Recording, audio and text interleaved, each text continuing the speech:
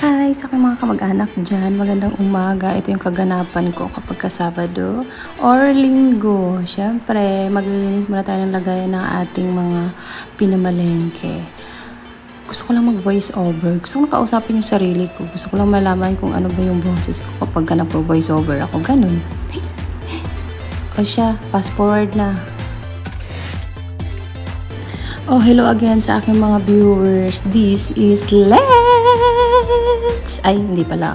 Si Lance pala yun. Oh, sa mga masisipag dyan na maghugas ng plato, maglinis ng kanyang lababo. Siyempre, magpasalamat kayo. Ibig sabihin, may kinakain kayo araw-araw pag may nililinisan kayo dyan sa kusina nyo.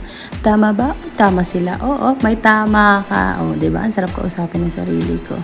Tagal naman ito. Tagal naman maghugas. Bilisan mo at paglilinis ka pa ng mga pinagmalengke mo. Bagal-bagal nito.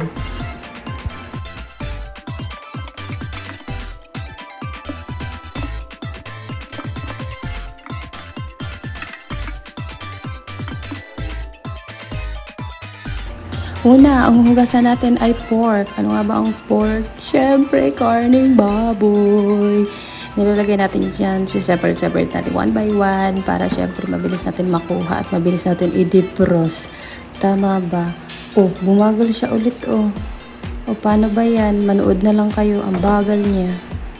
Fast forward na lang yan natin mamaya. Oh, manood ka na lang yan ha. Gusto niyo ba kantahan ko kayo habang nanonood kayo sa akin? Anong gusto niyo kanta? Yung Pasko na naman? O sige.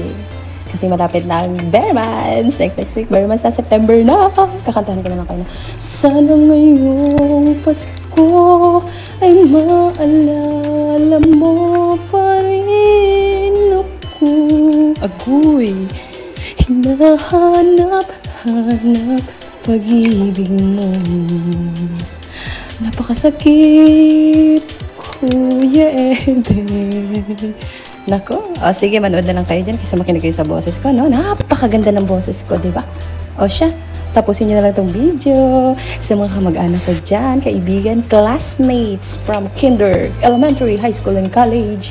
Huy, sabihin nyo na naman, vlogger na ako. Nag-voice over lang nga ni. Ano?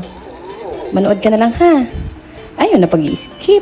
Sige lang, manood ka lang. Maski wala nakakwenta-kwenta. Masipag ina. Ay, mabutang ko rin na si Repagaw. O, sige na. Bye!